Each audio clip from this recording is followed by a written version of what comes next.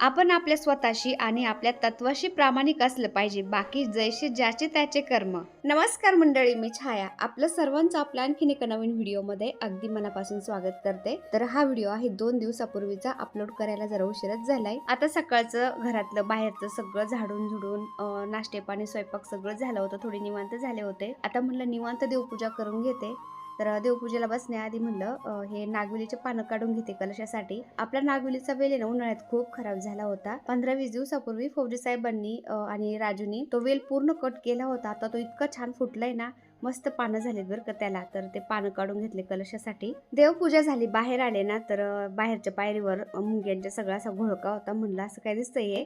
पाहायला गेलं तर मुंग्या होत्या आणि मुंग्याच्या तोंडामध्ये पांढरे अंडे होते आणि त्या चालल्या होत्या झाडाच्या कुंडीमध्ये पलीकडं. तर एकदम अशी लाईन लागलेली होती. तर ते पाहून छान वाटलं, कारण आपण काळ्या मुंग्यांना खायला पण देतो आणि चांगलं पण असतं. तर आता दुपारची वेळ झालेली, मला दळण करायचे, बाकीचे म्हणजे थोडेफार कामं घरातले आवरायचे आणि ते आवरतं कुठं नाही तर झालं संध्याकाळचं वेळ लगेच असं होतं. तर चला दळण पण करून घेते आणि म्हणलं चला टेरेसवरती आले ना, झाडांकडून एकदा फेरफटका मारते. तर झाडांकडून एक दिवस जरी मी असं टेरेसवरती आले नाही, फेरफटका मारला नाही ना, काहीतरी असं हरवल्यासारखं वाटतं. तर आता थोडाफार पाऊस झालाय ना, तर खूप छान झाडांना अशी टवटवी आली, एकदम असा त्याला म्हणजे टॉनिक मिळाल्यासारखं झालंय, फ्रेश झालेत एकदम आणि धुवून पण गेलेत पावसाच्या पाण्यामुळं. आणि आज पण पावसाचं वातावरण झालंय, ढग आलेले आहेत, ऊन अजिबात नाहीये, ते तरी बरे होतंय. कारण ह्या वर्षी ना एवढा डेंजर उन्हाळा गेला ना, खूप ऊन असायचं, पण आता शिराळ येते आभाळामुळं ना, ऊनच नाहीये, त्यामुळे छान वाटतंय. आणि आज काय झालं, डोळ्यामध्ये चाचण गेल्यासारखं झालं इथं आणि डोळा थोडा असा सुजल्यासारखं झालाय, राहून राहून त्याला खास पण येते आणि सूज आली जरा. तर रोज मी हलकं थोडं काजळ लावत असते ना, छान वाटतं नाही का स्वतःला. म्हणजे थोडंसं व्यवस्थित प्रेझेंट ठेवलं ना, की एकदम असं आपला कॉन्फिडंट पण वाढतो आणि स्वतःला छान ठेवलेलं चांगलंच असतं कधी पण. त्यामुळे थोडंफार स्वतःला पण जपायचं असतं.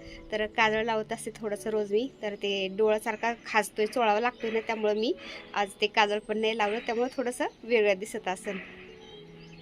तर चला मी तुम्हाला थोडीशी झाडं दाखवते आता आणि जाते खाली. नाही, वरच दळण करायचंय मला. टेरेसवरतीच वरती स्टोरूममध्ये धान्य ठेवलेलं आहे. आता हे पहा, हे वेगळं काहीतरी चिनी गुलाब आहे. इथं मी एक छोटंसं म्हणजे एक काडी लावली होती बरं का. तर ते केवढं झालंय आणि त्याला खूप छान अशी फुलं येतात. मला हे फुल खूप आवडतं.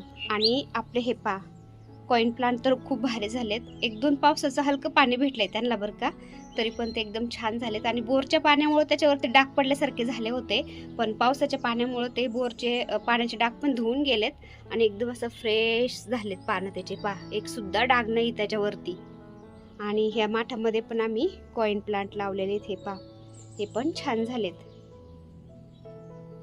आणि हे क्रासुलाचं आपलं केवढं खोड झालंय. हे पहा, याची कटिंग करू करून दुसरीकडे लावलेले आहेत ना, तर हे खोड खूप जाड झाले आता आणि ते पण मस्त ट्री झाली. आणि त्या क्रासुलाच्या हे पहा, इथं कटिंग लावलेले आहेत मी. ह्या कुंडीमध्ये एक लावली, त्यानंतर इथे एक लावली, त्यानंतर हे पहा इथे एक लावली, अशा इकडं पण लावलेल्या आहेत. तर त्या छान फुटतात आणि त्याचं मस्त झाड होतं मग.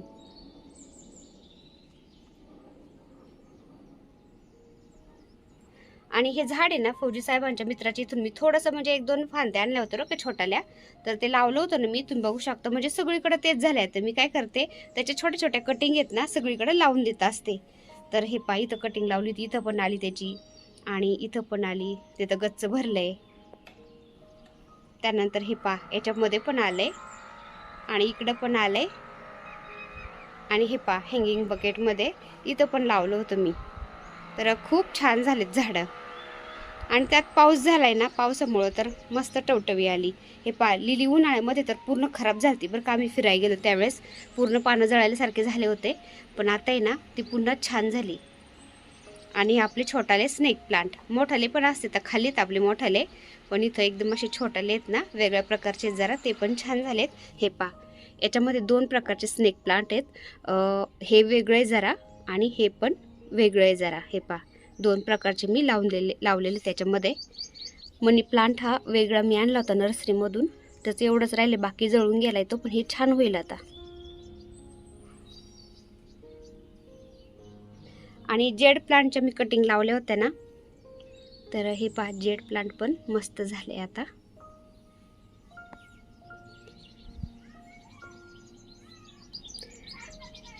आणि ह्या हँगिंग बकेट लावलेल्या आहेत ना, तर तुम्ही बघू शकता त्या सुद्धा खूप भारी झाल्यात. तर असं झाडांकडे पाहिलं ना हिरव्यागार तर खूप भारी वाटतं. जसं मला छान वाटतं ना, मला वाटतं तुम्हाला पण एकदम छान वाटत असेल. त्यामुळे मी तुम्हाला हे झाडं दाखवण्याचा प्रयत्न करते आणि तुम्हाला दाखवते. हे पहा, आभाळ किती गडद आभाळ आलेलं आहे. आभाळाकडे पाहिलं तरी भीती वाटते बरं का, एवढं आभाळ आलंय. पण काय ते पडानाच झालंय. मोठा रपारप पाऊस येऊन गेला की बरं वाटन जरा. तर असं खूप गडद आभाळ आलंय पण ते काही पडाना झालंय. मोठा पाऊस येईनाच बरं का. मोठा पाऊस आला की छान होईल, म्हणजे हिरवं होईल सगळीकडे नाही का. अजून काही व्यवस्थित हिरवंच व्हाय ना. थोडासा पाऊस येतोय आणि त्यांनी काय जमिनीची ओल पण भागवत नाही की लगेच पाऊस उघडून जातोय.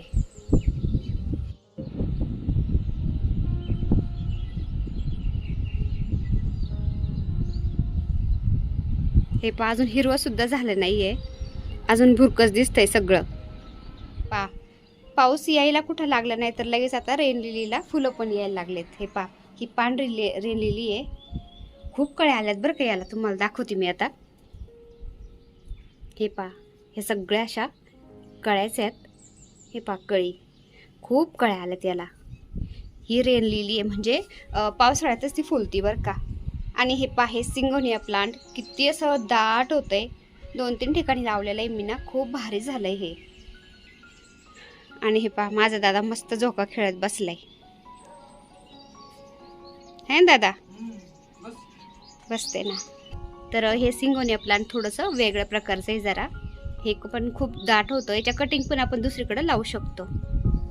आणि अजून एक चॉकलेटी कलरचं आहे जरा. हे पहा, याचा कलर थोडासा वेगळा आहे, चॉकलेटी. तर याला सिंगोनिया प्लांट म्हणतात बरं का. मनी प्लांट सारखंच असतं जरा जरा, पण ते असं मस्त दाट गुब्बारा होतो त्याचा. हे पाशे हार्ट शेपचे त्याचे पानं असतात, ते पण छान झाले.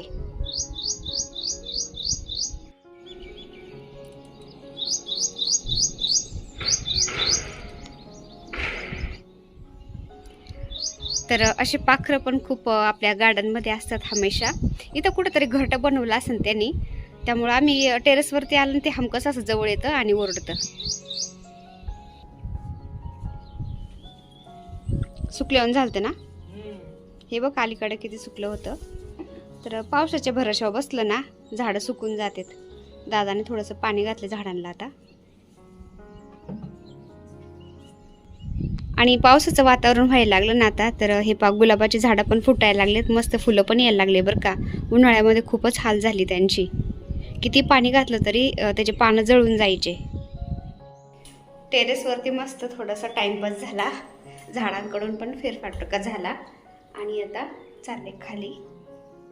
आज आपल्या किचनमध्ये अजून एक वस्तू ॲड झालेली आहे, तर ती कोणती मी तुम्हाला आता ओपन करून दाखवते आणि त्याच्यामध्ये मस्त आपण आता एक पदार्थ पण बनवूया.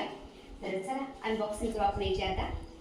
आता हे पहा, बॉक्स ओपन केलं ना, याच्यामध्ये एक मॅन्युअल येते आणि एक रेसिपीचं पुस्तक पण आहे बरं का. असे 2 पुस्तकं येतात याच्यामध्ये. आता ह्या धावपळीच्या जीवनामध्ये ना, स्वतःच्या तब्येतीची काळजी घेणं खूप गरजेचं झालंय. त्यामुळे म्हटलं चला आपण आता एअर फ्रायरच घेऊ. एअर फ्रायरमध्ये काय होतं, तेल खूप कमी लागतं. एकदम बिना तेलाचं आपण काही पण त्याच्यामध्ये बनवून खाऊ शकतो. आता वरून या स्क्रीनला जो कागद लावलेला होता ना, त्याच्यावर पण इन्स्ट्रक्शन्स दिलेले होते. तर तो कागद मी काढलाय आता. आणि आपल्या घरामध्ये किचनमध्ये कोणतीही एखादी नवीन वस्तू आली ना, आपण त्याची पूजा करत असतो ना, तर मग मी एअर फ्रायरची मस्त पूजा केली आणि त्यानंतर म्हणले काहीतरी बनवते त्याच्यामध्ये आता. आणि खूप सोपं आहे बरं का वापरायला. मला तर आधी खूप अवघड वाटत होतं, पण सोपं आहे. ती जाळी येते ना त्याच्याबरोबर, ती त्याच्यामध्ये घातली. मुलांना पिझ्झा खायला आवडतो बरं का. ते पाहिल्यानंतर असं रंगबिरंगी दिसतं ना, ते खावंसं वाटतं त्यांना. पण ते बाहेर बनवलेलं असतं ना, आपल्या नजरेच्या आड बनवलेलं असतं. मग ते कसं बनवलंय, काय बनवलंय आपल्याला माहिती नसतं, त्यामुळे ते खायला थोडंसं कसतरीच वाटतं. त्यामुळे आम्ही काही मागवत नाही. पण आता आपल्याकडं एअर फ्रायर आहे ना, तर मुलं काय बोलले, आपण पिझ्झा बनवू. तर मुलांनी मग ते पिझ्झा बेस आणले, पिझ्झा सॉस, मग ते भाज्या वगैरे मी कट करून घेतल्या. आणि एखादी नवीन वस्तू आल्या आपण त्याला किती म्हणजे जपतो ना, तर मग ते खाली खराब होईल. त्याच्यासाठी मी त्याच्यामध्ये ना तो बटर पेपर असतो ना, तो टाकला. त्याच्यावरती पिझ्झा बेस ठेवला. पिझ्झा सॉस लावते त्याच्यावरती आता मी. आणि पिझ्झा सॉस लावल्यानंतर मग ते चीज, त्यानंतर आपण जे स्वीट कॉर्न, शिमला मिरची सगळं घेतलं होतं ना, सगळं त्याच्यावरती आपल्याला आता ते लेअर टाकायचे. आणि पिझ्झा बनवायचं म्हणलं ना तर साधं चीज नाही लागत बरं का, त्याला मॉजरेला चीज लागतं. मग ते काय होतं, असं ते आपण पिझ्झा कट केला ना त्याचे नाही का असं ते तारी तारी साईडला होत, तर तसं होतं ते. पण आम्हाला इथं मॉजरेला चीज भेटलंच नाही. मग मुलांनी काय केलं, तात्पुरतं साधं चीज घेऊन आले आणि ब्लिंकिटवरून मग त्यांनी मॉजरेला चीज मागवलं.